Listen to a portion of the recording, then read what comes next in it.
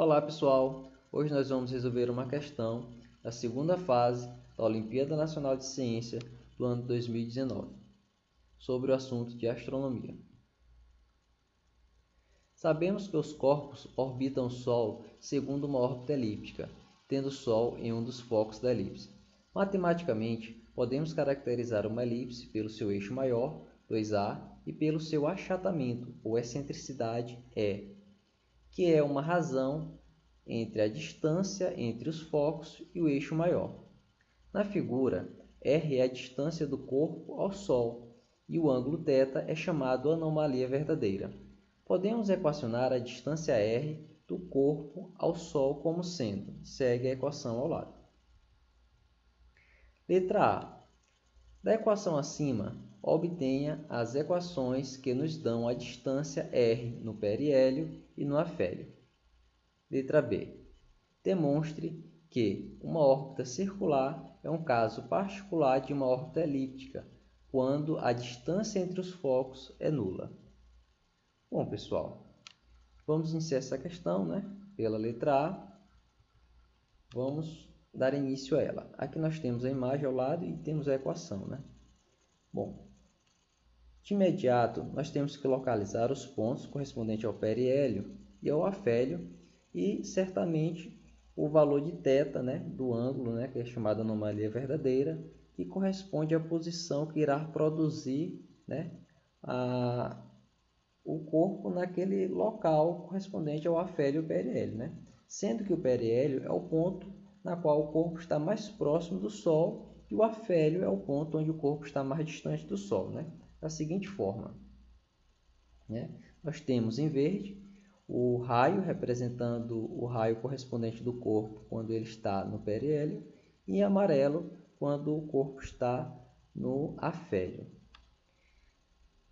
Você pode perceber, de imediato, até pela própria imagem da figura da questão, que quando o corpo está no periélio, o seu ângulo θ corresponde a 0 graus Celsius, e quando ele está no afélio, o valor de θ corresponde a 180 graus Celsius.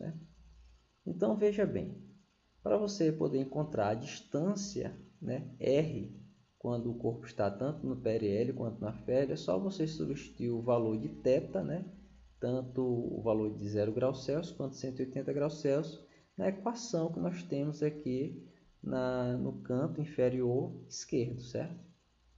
Então, veja bem, vamos fazer primeiro para o periélio. Se você introduzir na equação o valor de θ igual a 0 graus Celsius, nós temos que o cosseno de 0 graus Celsius corresponde a 1. Sendo assim, nós ficamos com a seguinte expressão. Nós percebemos que no numerador dessa expressão existe um produto notável. Nós podemos expandir esse produto, ficando da seguinte forma. De tal modo que nós percebemos que tanto no numerador quanto no denominador existe uma parcela correspondente a 1 mais E, certo? Nós podemos cancelar, de tal forma que nós ficamos com o valor final correspondente a vezes, abre parênteses, 1 menos E. Então, este valor corresponde ao valor do raio, certo? Quando o corpo está no periélio, que é o ponto mais próximo do Sol. Utilizando o valor θ igual a 180 graus, nós introduzirmos na equação, nós ficamos com a seguinte expressão.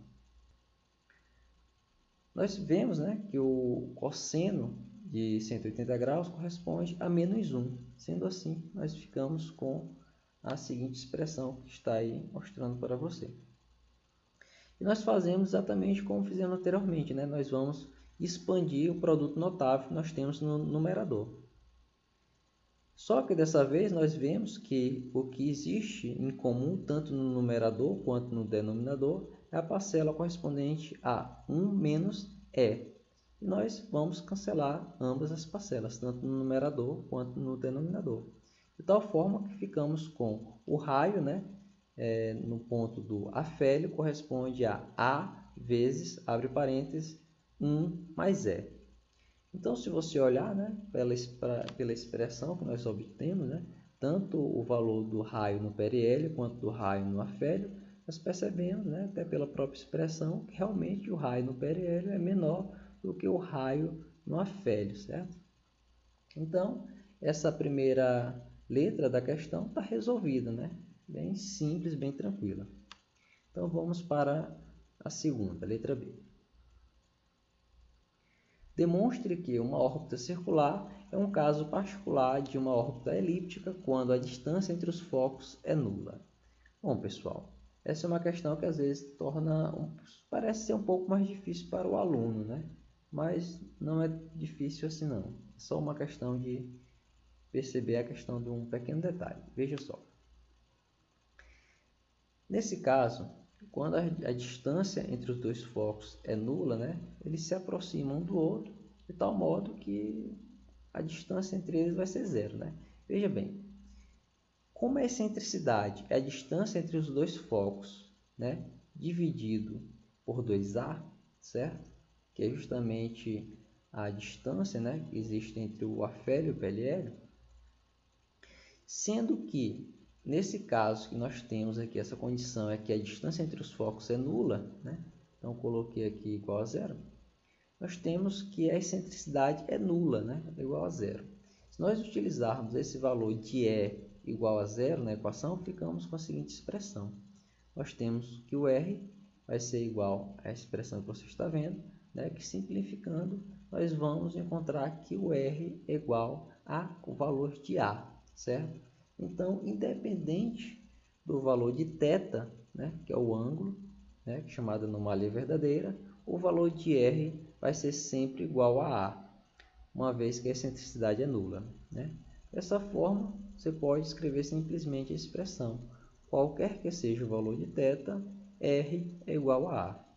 Bom, considerando o conceito, né, de círculo, né, o círculo nada mais é do que o conjunto de pontos que estão igualmente espaçados, né, a uma distância R constante de um ponto chamado centro, né? Então, qualquer que seja o valor de θ, nós temos o valor do R sendo igual a A. E como, nesse caso, o valor de R é constante, nós temos exatamente um círculo, né? Então, muito simples essa demonstração. Se você não está acostumado com coordenadas polares, talvez você ache que a questão não esteja bem resolvida e você talvez tenha dificuldade em acreditar que a questão finalizou por aqui, né? Mas você pode complementar essa questão, né? Já que normalmente os alunos estão mais acostumados a trabalhar com coordenadas cartesianas. Então vamos ver aqui como a gente poderia complementar essa resposta. Se nós pegarmos a projeção, né, do corpo, né, no eixo X e também a projeção, né, desse corpo no eixo Y, né, assumindo que o foco, né, no caso onde está colocado o Sol, ele se encontra exatamente no centro do eixo cartesiano, né, nós ficamos o seguinte: o valor x e y, né, para a posição desse corpo corresponde a x igual a A vezes o cosseno de θ e y igual a A vezes o seno de θ, né? São as projeções, né, da posição do corpo, tanto no eixo x quanto no eixo y. Bom, se você estiver lembrando, né, da relação fundamental da trigonometria, nós temos que o quadrado do cosseno mais o quadrado do seno é igual a 1, né? É igual a unidade.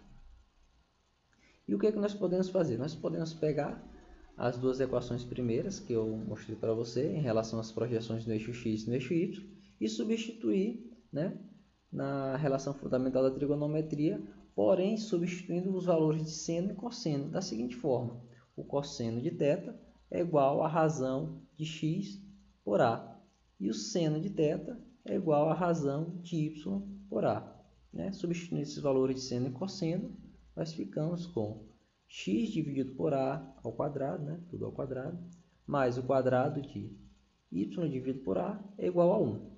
Sendo assim, nós ficamos com x ao quadrado dividido por A ao quadrado, mais y ao quadrado dividido por A ao quadrado é igual a 1.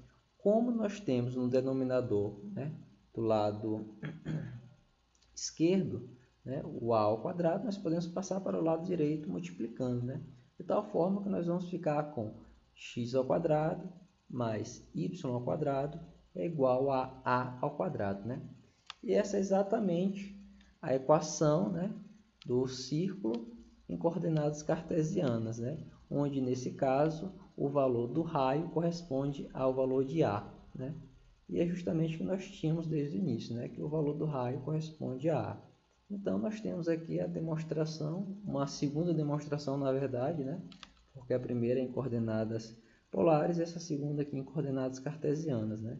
Que quando os focos, né, tiverem a distância entre eles sendo nula, corresponde, na verdade, a uma órbita circular, né? Então, a órbita circular nada mais é do que um caso particular de órbita elíptica.